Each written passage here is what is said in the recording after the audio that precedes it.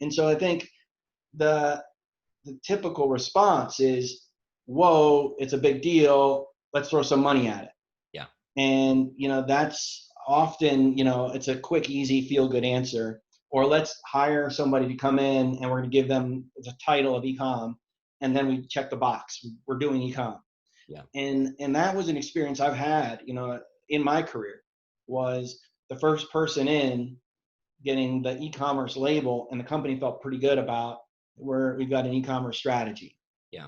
And since you have a person who you just hired who knows a little bit about e-commerce, but that's different than it saying, okay, we've got our direction now as a company. And so I think that's where I find myself engaging with a lot of clients now is okay, we know it's important. What do? We want to commit resources to it, but it's really a holistic approach. Welcome to eCommerce Deep Dive, the show where we explore e-commerce business strategy and the future of shopping online. Your host is John Giorso, founder and CEO of Orca Pacific, a full-service agency dedicated to growing brands on Amazon. Every week, John talks shop with the biggest players in retail and e-commerce. Today, we have Tim Madigan, highly accomplished business leader and respected authority on e-commerce. Tim spent over 17 years at Procter & Gamble, pioneering their e-commerce relationship with Walmart. He then spent time building out e-commerce strategies for Fortune 500 CPG brands, such as SC Johnson and Tyson Foods. We're thrilled to have Tim on the show to discuss how brands can create a company-wide e-commerce strategy. He and John also discuss D2C online sales, third-party marketplaces, and much more. We hope you enjoy the show. All right. Tim, welcome to the show. Thanks, John. Yeah. So it'd be great to hear a little bit about your background and what you're up to today to get started. Sure. Well, so I guess I'll start at the beginning. I was with Procter & Gamble for about 17 years. And over the course of those 17 years, I really started in sort of traditional sales marketing experiences, did some field selling roles, did some internal selling roles, was in the brand management group. And as part of just sort of the normal sales progression, I got down to the Walmart team doing a customer team selling job for Pringles. And about a year and a half into that job, Walmart approached Procter & Gamble and said, apparently selling diapers online is a thing. There's diapers.com, there's Amazon starting to do this. Give us the timeline here, because I could guess, but gosh, about 10 years ago. Okay. Yep. So it was right as diapers.com was taking off. And interestingly, obviously P&G and Pampers it's a big thing. And it's funny looking back, it was very much like, oh, that's obvious. Sure. It wasn't so obvious at the time. There were a lot of conversations around, are we going to really do this? And every time we ship a box of diapers out of Amazon, it's like we're losing $5 on that box. And so is this really something we want to do? Quick sidebar, interestingly, P&G made a decision to go hard after that. And it was a tough strategic decision because they were going to lose money on every box, but they knew the value of that mom. Yeah. And as a result of their heavy early on investment, they shifted the entire category dynamic from where Huggies had a big lead in the total category, and Amazon, P&G, through their relationship with Amazon, flipped the entire category share, where within a couple of years, P&G became the total category leader. So it was a bold, kind of almost scary choice. Yeah. That turned out to really make a big difference in the total picture for the business. But when I got down there, on that Walmart e-commerce business, there was a dude in Seattle from Procter & Gamble working with Amazon, and then I was one of the first guys within P&G, and so it was really early days. We're really trying to figure out how do you sell consumables online. At that point, it had been like toaster ovens and books and that kind of thing that was been selling online. That's a little bit at that point it was kind of understood. But how do you sell something like detergent online, and is there interest? So I spent about 5 years working really closely with the folks out in San Francisco on the Walmart business, trying to figure out how do we make that switch, and how do we help consumers understand the value, and what do we need to do to help them eat more easily online. So it was a really great learning experience for me, just A to Z, content to logistics to information, just understanding the merchandising and marketing, understanding how do you do e-commerce. After about 5 years, I decided I was ready to go lead e-commerce for a company. I wanted to run the channel. I wanted to have exposure to Amazon. And so I looked at a few different opportunities and was really kind of attracted to the opportunity at SC Johnson. One reason was because the culture was great there. They were this really great family-owned company, still are, and they were sort of in this phase where they were looking to really accelerate their kind of ambition and their rigor around the business, because they knew they were up against Procter & Gamble's and Reckitt Benckiser, so they really had to kind of step up their game, and they were right at that point. So it was an exciting time, and they didn't have any e-commerce business there at the time. So they were looking for somebody to come in and figure it out from the ground up, and so to me that was really an exciting opportunity. So I went there, and over the course of about 2 years, I built the strategy for SC Johnson, first in the US, created our e-commerce team, brought on those capabilities like content and analytics and all those core capabilities you need for a company in the US, and then had the opportunity to do it again kind of globally in the UK, Latin America, China. About 60% of SC Johnson's business is international. So it was really an important part of the business we had to go figure out. And each one of those markets was really different. And so that was what was exciting about that opportunity, was you got a glimpse in the future really by seeing what was happening in the UK and by seeing what's happening in China. Sure. So that was my SC Johnson experience. And then about 4 years ago, I had the opportunity to go to Tyson Foods, right at the cusp of this online grocery dynamic. And again, Tyson didn't have any e-commerce business. So I had the opportunity to come into Tyson and kind of do the same thing, figure out that strategy, decide who those retailers were that we were going to partner with early, build those capabilities that were critical for winning in the online grocery space, and then build the team to make that happen. And so over the course of about 3 or 4 years, that's exactly what I did. And then about several months ago, I left Tyson and am now a consultant with the Partnering Group. And so working within the digital commerce practice within the Partnering Group, the consultancy is a group of about 70 people worldwide who all have about 15, 20 years of experience in their fields of expertise. Got it. And we work with clients and help them with different projects running from category management to e-commerce. Sure. And you kind of sit in the e-commerce or lead the e-commerce piece of it? I do, yeah. So when we get a call from a client, usually it's a kind of a broad strategic engagement. And one component of that is a question around what do we do with e-commerce? Because as you can appreciate, e-commerce touches just so many different functions and parts of the business. Yep. So we are typically brought in, or I'm typically brought in to help, think that through and help integrate with supply chain and category management and finance. Awesome. That's great. So, obviously you're a huge authority on this, and it's a big question, but, I see that some of the big CPG brands, I think some have really made huge strides over the last, 5 to 10 years. Some are maybe a little bit further behind. I don't think anyone's perfect in terms of how they're approaching e-commerce. It's still moving so quickly. It can be hard to keep up with. But what are some of the best practices when you take a company that, and it's a topical conversation, maybe e-commerce was kind of number 7 on their priority list at the executive level. As of 2 months ago, it's now number 1. So everyone's going, okay, we had a 5-year sort of plan that now has become a 9-month plan. Like, what's the framework? How do you think about this? Kind of what are the big buckets that they should be considering? Yeah.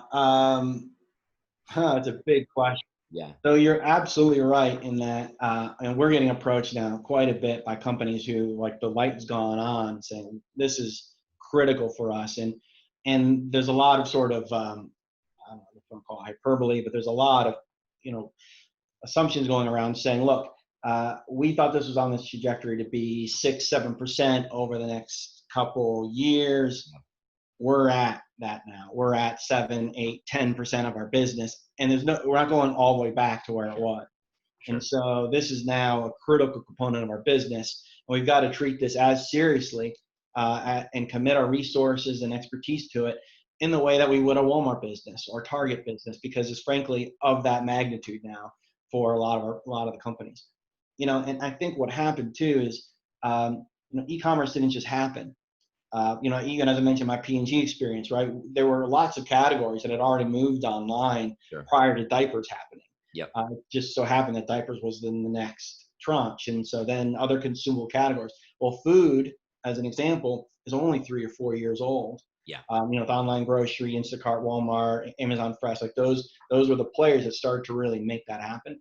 And so for most food and beverage companies, this really wasn't something to have to worry about until, maybe a year ago. It was something that became 3-4% of your business. Now, literally it's 10, 15, 20% of the business, depending on some of the clients I'm working with. Sure. It's not a surprise that it's taken some companies longer, because it should have been, based on the opportunity, 7 or 8 on their list. Yep. But to your point now, just given the magnitude of the business as well as the growth opportunity, it's got to move much higher up the ladder. Hey everyone, John Giorso here. I hope you're enjoying the podcast so far. I wanted to let you know that this episode has been brought to you by Orca Pacific, the agency I founded to help brands succeed on the Amazon platform.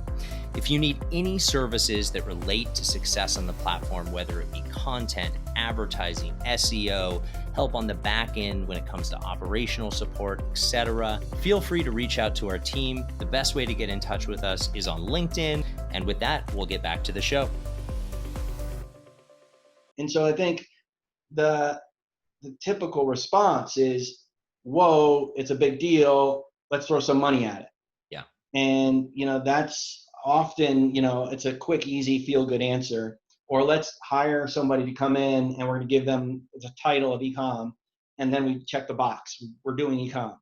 Yeah. And that was an experience I've had, in my career, was the first person in getting the e-commerce label, and the company felt pretty good about where we've got an e-commerce strategy.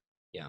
And essentially you have a person who you've just hired who knows a little bit about e-commerce, but that's different than it saying, okay, we've got our direction now as a company.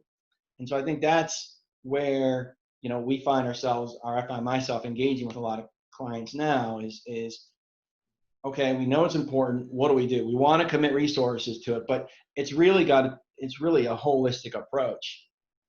Gen 1 is typically you hire somebody in to take care of Amazon or take care of some of those really early questions. But when it becomes 10% of your business, it's no longer like a department, or it's no longer an individual kind of responsibility. It's got to be a total company effort, because it starts to touch so many different functions, supply chain, all of your sales strategies and your pricing strategies and your product portfolio. All of those things start to get impacted as you start to have more and more of your business being done online through retailers. So I think that's step one. Yeah. It's just taking that step back and saying holistically, okay, what is our enterprise-wide go-to-market strategy? Got it. Okay. So basically getting out of this mindset that it can just be kind of this siloed team. And then, okay, we have the team, they're in their little corner, doing whatever they do. We fix the problem. It reminds me of further back than 10 years ago, but when companies started having, well, we need a digital team. Right. It's like a digital team. No one has a digital team. It's just everything is obviously digital now. So, I mean, is that a fair kind of analogy? It's a really fair analogy. And one of the things that we're starting to see a lot of now is the impact that it has, just as an example, is on sales. So when you have your classic sales teams, they've grown up 15, 20 years, let's just say, working at on a Walmart customer team or a Target customer team. And they've gotten really good at their job. That's why they're on those teams, because those are the most important, highest impact teams for a manufacturer, for a brand. Sure. So you put your A players down there, you've got a ton of experience. But the issue is those retailers are evolving, and very, very quickly. And so all of a sudden, your Walmart team, now 20% of that business is being done online. Like that sales executive who's had no exposure to online up to this point in his career or her career, all of a sudden has got a serious kind of gap. And so how, now you've got, the size of a neighborhood markets business showing up, and you've got to address it. Yeah. Or you've got this, 20% of your stores just changed, and now they're all online. Like, you can't just ignore it. And so that's the kind of the challenge that these sales individuals are having. And so one of the things that you've got to start to think about as a company is, how do you equip those individuals? Again, to your point, you can't just say, oh, let the e-com guy handle it. No, you've got to start to bring the entire organization along. So functionally, how do you do that? I mean, do you have kind of recommendations for, is it kind of a separate internal consulting team that works with these other teams? Is it people that sit in the various, direct sales teams with Walmart and Target and those folks? Is it just sort of trying to kind of push knowledge generally, training through the company? How do these companies actually achieve this? Yeah, it's a great point, John. I mean, look, the ideal is everybody becomes multi-sport athletes. Yeah. Right? I mean, that's where you want to get to. Yeah. The challenge is, again, when you've had people who are really good at their job and have spent their 20, 25-year career in store mentality, there's either there may be a resistance to taking on, that additional learning and like a little nervousness to doing that. And so it kind of takes some more effort and work to kind of get that organization there. There's also, frankly, there's a lot of people out there who are excited about it, who just maybe a little bit daunted by how do I learn? And so it's a bit of both. And I think, what I think good companies are doing, leader kind of companies are doing, is a dual strategy where they're creating this sort of central expertise that is helping the company define that strategy, build up those capabilities, and bring in the right partners, like from a data standpoint, from a content standpoint, making sure your centralized functions and resources are doing a really good job. But then the other really big part of their job is to kind of disseminate the knowledge. And so typically that means you embed someone for a little period of time to help sort of spread the word and kind of be that resource. But the attitude, the expectation is, we're going to train you.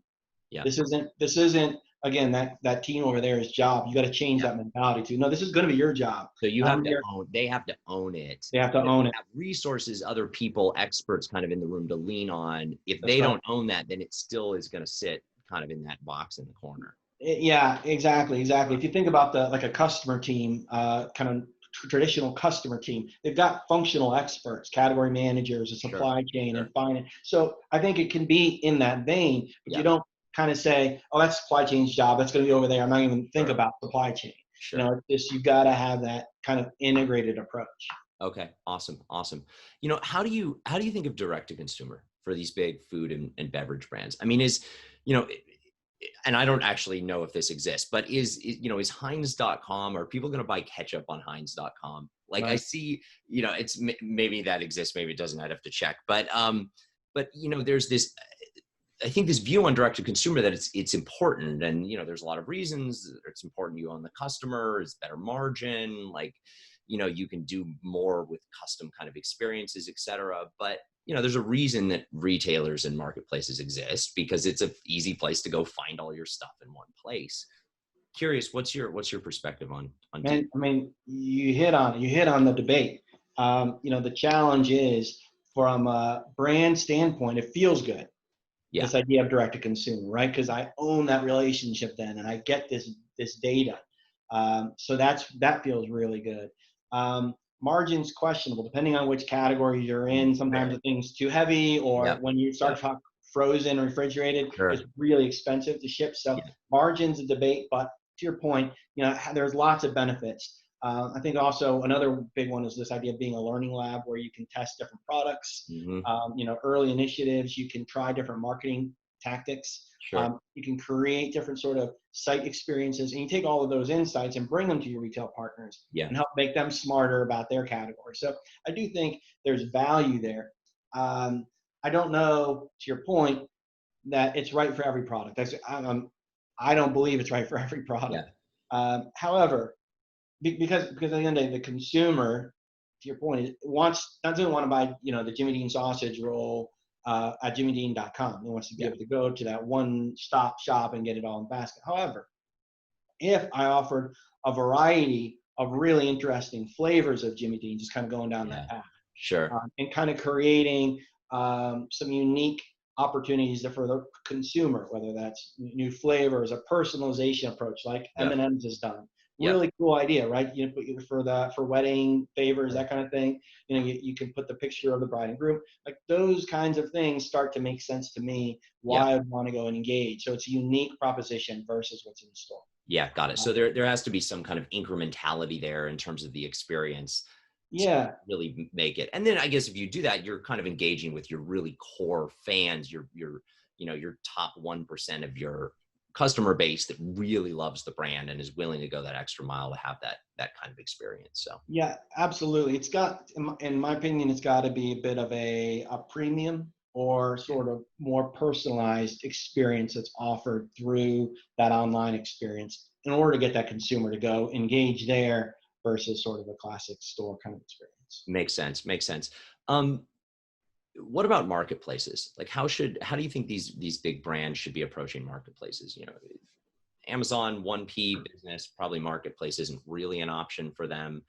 But you know, there's other marketplaces that are becoming increasingly important. Should this be something that these large brands that are really set up in these kind of, you know, scaled wholesale retail operations, should they even be attempting marketplaces, or should they just kind of go the retail option whenever possible?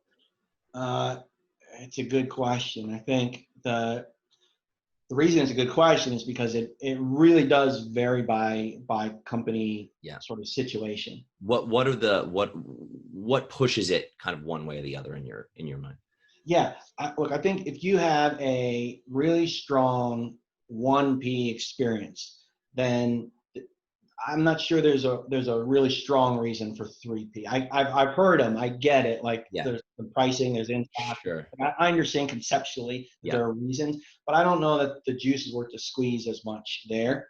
I think long tail, if you don't have a 1P relationship on a subset of your portfolio, totally makes sense. Sure. Another place it does start to make sense is if you're playing in a portion of that retailer's ecosystem. What I mean by that is Amazon Fresh.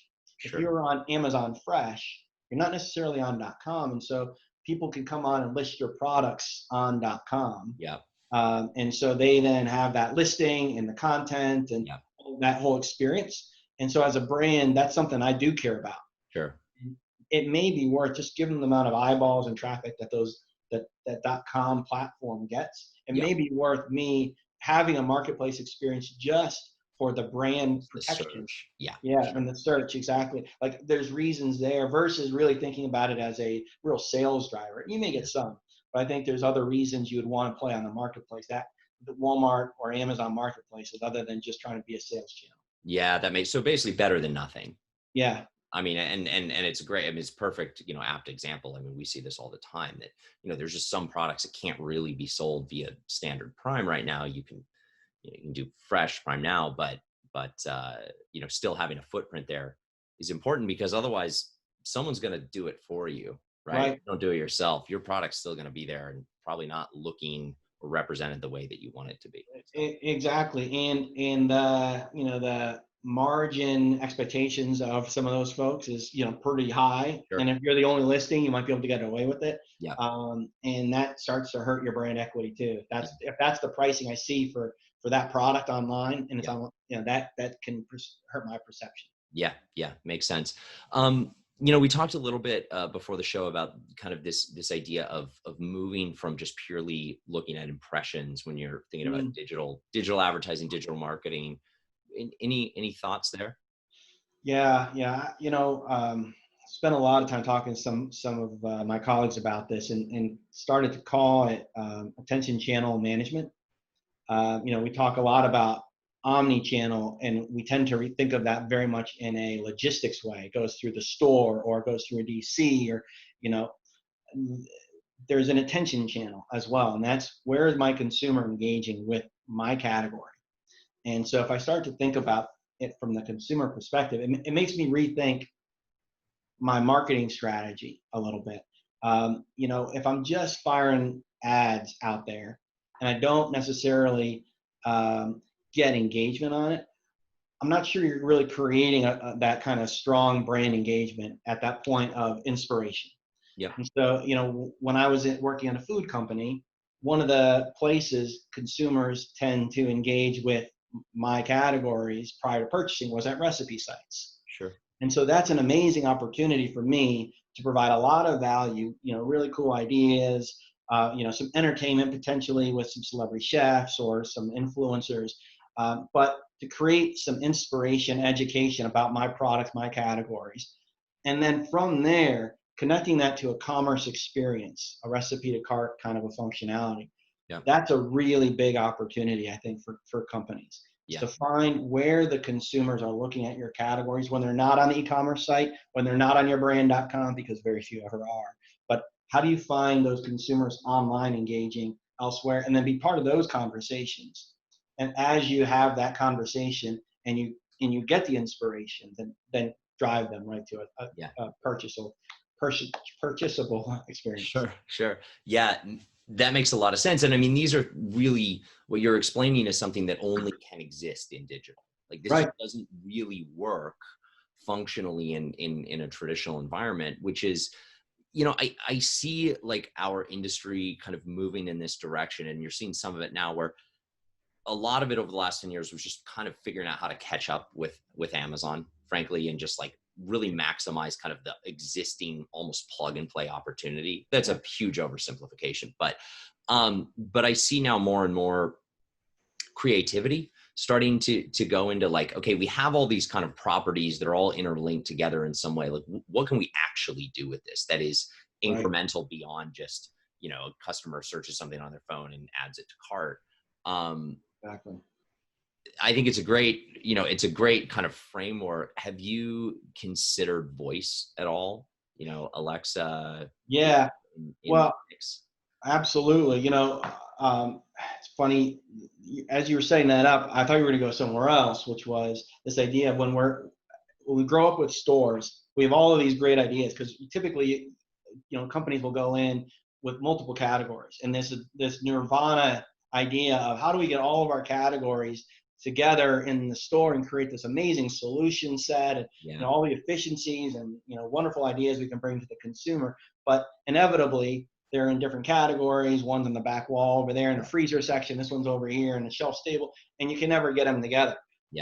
Except for online, right? You can start to bring those solutions together online. So I thought you were going there, but that to me is a really big unlock for companies who have had this desire to figure out how do we do this cross promotion, even with other companies and partnerships you can bring together. But how do you do that? And your question about voice absolutely was another really big area we were trying to push on a bit when I was at Tyson, was around this idea of smart assistants. Like how do you start to, not only from a voice, but even smart home, again, really early days for both of them. Sure. But it's where consumers are engaging. It's back to that attention channel, or they're asking the question, what's for dinner tonight?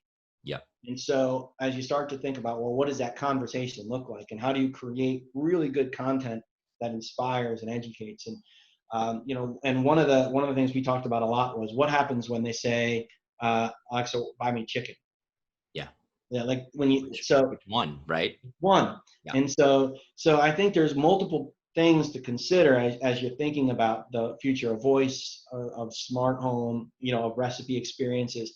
Is there's a lot of opportunity to create that engagement and create that connection between your brand at that point. So that's not even a question. Chicken. It's going to be this chicken, because those are the guys who help me with these recipes. Yeah. That's great. I love it. Yeah. I think this is one of those domains where, I mean, at least personally, I have a lot more questions than I do answers, because it's just so new. But I think that I'm super excited about this component. It's not that, actionable right now, because there's only so much you can actually do with these platforms as a brand. But now with a lot of the Echo devices having screens built in, that adds a really interesting kind of added dynamic to voice, that now you can actually have visual creative show up. So I think it's really just the beginning, and that's going to get pretty cool to watch over there. Absolutely. So Tim, this has been great. Anything else that you think our audience would benefit from knowing?